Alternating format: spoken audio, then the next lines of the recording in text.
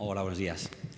Voy a empezar contando eso. Al final es un proyecto de datos que cuentan historias. Y os voy a contar un poco primero la historia, ¿no?, de este proyecto. Yo soy de Pamplona, o la conocéis los que sois de fuera, es una ciudad pequeña al norte de España, y estudié en este colegio, Escolapios. Y un día me encontré, ya habiendo dejado el colegio, pasé ahí 12 años en el colegio, encontré esta foto. El que aparece en medio es el arquitecto del colegio, que es tiene muchos edificios en Pamplona, y me sorprendió la foto esta, ¿no? Aquí todos vestidos de militares, y esa es la puerta de entrada de mi colegio. Entonces, un poco rascando, ¿no?, por internet, pues me encontré que mi colegio fue una cárcel. Desde los inicios de la guerra fue la cárcel de la Junta Carlista. Entonces, probablemente lo que para mí durante 12 años había sido una cárcel, pues había sido una cárcel de verdad, y probablemente la clase donde yo estudiaba matemáticas o ciencias había sido una celda donde habían torturado y asesinado gente. Yo vivía muy cerquita de esta plaza que eso que veis al fondo es como veis por los carteles, es una sala de exposiciones. Esta fuente en invierno pues es la pista de patinaje sobre hielo, ¿vale? Yo vivía por ahí. Entonces, un poco también, de repente, buscando picado por la curiosidad, pues encontré que debajo de esa cúpula pues están enterrados Mola y Sanjurjo, que son los líderes del golpe franquista. Sanjurjo murió cuando venía a tomar el mando de las fuerzas y le sustituyó Franco, ¿no?, que fue el dictador aquí en España. Y el señor que va sin traje militar es el conde de Rodezno, que es el que da nombre a esa plaza, y son pues los tres.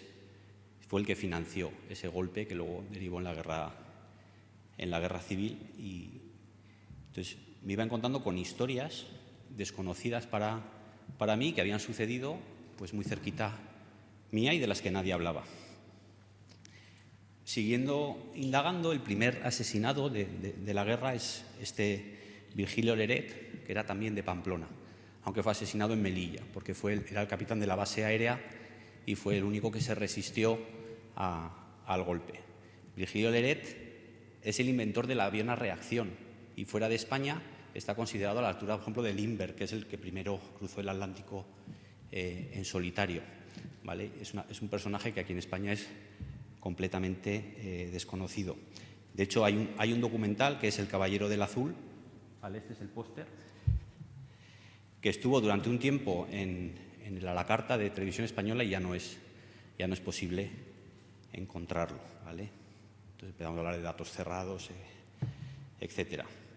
Este es el monte, esto es lo que se ve más o menos desde mi casa. Es un monte que es la cornisa norte de Pamplona, y allí arriba, que veis unas antenas, había un fuerte, se suponía, para defendernos de los franceses, ¿vale? El fuerte de San Cristóbal. Pues bueno, pues ahí también durante la guerra fue una prisión militar donde murieron más de 600 personas, que están enterradas a lo largo por el monte, que es un monte donde yo suelo ir a pasear con mi perro, ¿vale? Le llaman el cementerio de las botellas porque en cada cadáver que se encuentra suele aparecer una botella donde está el expediente, ¿no?, el nombre de esa persona, ¿vale? Entonces hay también otro documental sobre ese fuerte.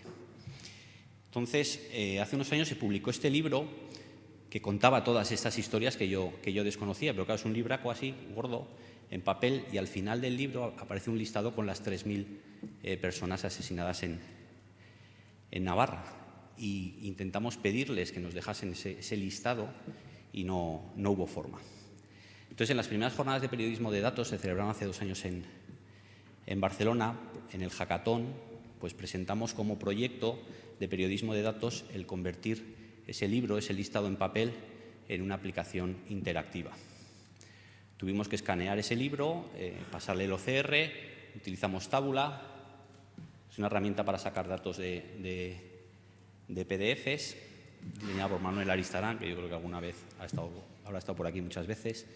Limpiamos todos esos datos con OpenRefine y conseguimos sacar una serie de visualizaciones y gráficos con aquellos datos. Entonces, bueno, este fue el equipo del del hackathon, nos dieron el premio al mejor proyecto de periodismo de datos y seguimos un poco trabajando en este proyecto a lo largo de estos 2 años.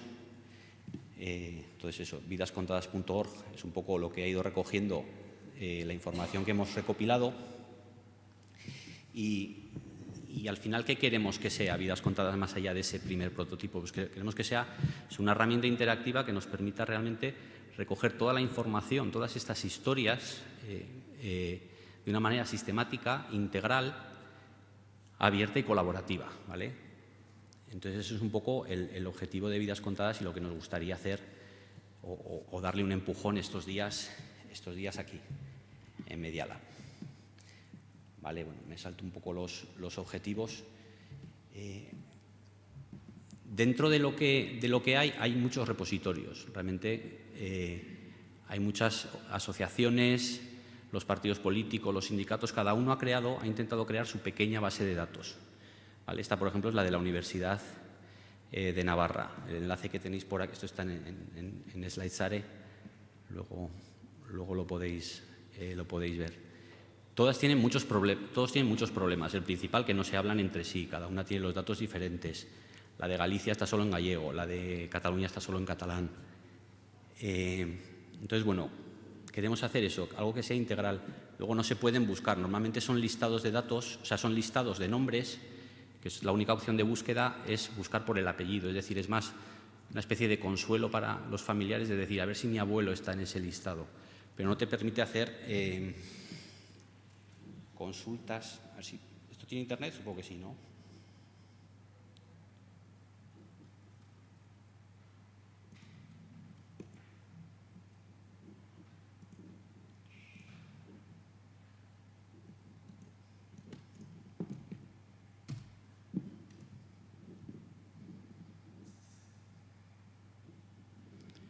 Es un poco un análisis, una crítica de lo que veíamos que se podía mejorar. O sea, este tipo de búsquedas, o sea, tienes que saber lo que buscas. No puedes hacer una exploración de datos, no puedes saber cuántas, como no se pueden descargar esos datos, no puedes saber cuántos eran hombres, cuántos eran mujeres, a qué partidos pertenecían. Es decir, una vez que esto lo scrapeamos con Scrappy, sacamos todos los datos y entonces ya puedes empezar a hacer exploraciones.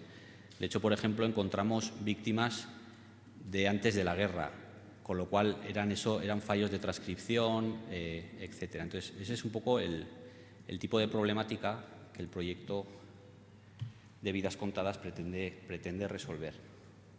Y un poco el esquema de trabajo con el que hemos ido trabajando y que hemos ido depurando y que queremos ampliar aquí.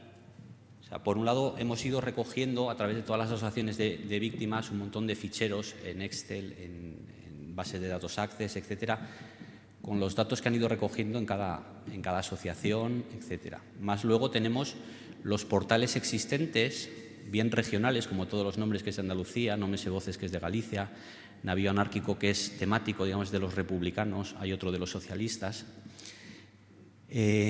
Unificar todos esos datos, para procesar todos estos necesitamos construir algún scrapper usando Scrappy o Importaio. Tener todos estos datos, por lo menos, en un formato abierto, en CSV. A partir de ahí, lo que necesitamos es limpiar todos esos datos pues con OpenRefine o con una herramienta parecida y luego pasarlo a una base de datos que nos gustaría que tuviese una estructura semántica en el sentido que queremos. Normalmente estos ficheros tienen el nombre, fechas, tienen un montón de contenido diferente. Entonces queremos separar lo que es la información de personas, información personal, nombres, edades, lugar de nacimiento, profesión, etcétera, de lo que son lugares en los que sucedieron cosas y de lo que son tiempo, los eventos que sucedieron. Y esto todo está relacionado, ¿no? A una persona le sucedió algo en un lugar, en un momento, ¿vale? Y a partir de ahí crear visualizaciones. Entonces, bueno, un poco lo que queremos hacer es un inventario de recursos, inventariar todo lo que tenemos y todo lo que puede haber más, construir una herramienta de mapeo de datos que pase de esos ficheros, de esas hojas de cálculo, a una base de datos estructurada y luego jugar con esa base de datos y construir visualizaciones que nos permitan contar las historias, ¿vale? Pues historias de este estilo, ¿no? Estos ejemplos que hicimos durante la primera fase del proyecto, pues de todas las fosas comunes en Andalucía, las mujeres asesinadas en Navarra, y vimos cómo nos centramos en ese colectivo, ¿no? de las mujeres, por qué, dónde, ¿vale? O líneas de tiempo, ¿vale? Podemos jugar ya con personas, lugares, tiempo, podemos empezar a pensar en otras formas de contar las historias. El cuarto elemento importante son los recursos gráficos, fotografías, vídeos, documentos que hay por ahí, que tienen las familias, que están por ahí. Entonces, esto habría que integrar alguna especie de gestor documental. Es otra de las líneas que se abre, en el sentido, y además que sea fácil que la gente pueda volcar información, o sea, gente que tenga fotos de su abuelo, de su tío, de sus padres, que puedan volcarla y compartirla con los demás, con licencias libres, etcétera. Y luego queríamos aprovechar el contexto del taller un poco para darle una dimensión internacional que hasta ahora el proyecto no tenía, ¿vale? En dos líneas.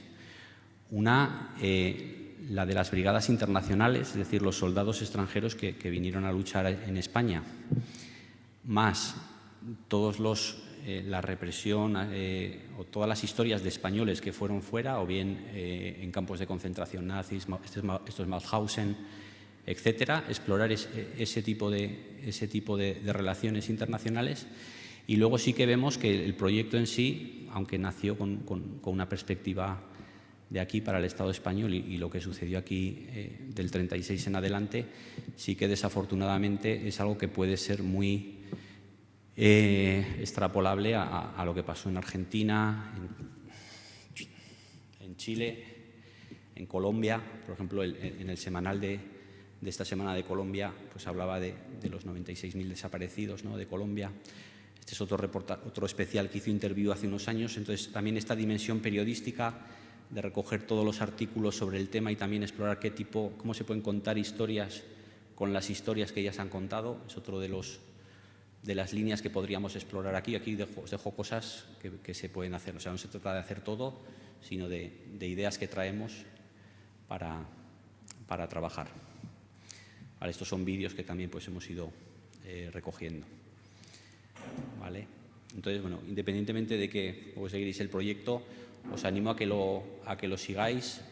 Tenemos también ahí como una especie de campaña de amapolización, ¿no?, para dar el apoyo al proyecto. El logo del proyecto es la amapola, que siempre ha sido un poco una flor símbolo, ¿no?, de las cunetas. Y nada, ese es el proyecto en el que queremos trabajar estos días. Gracias.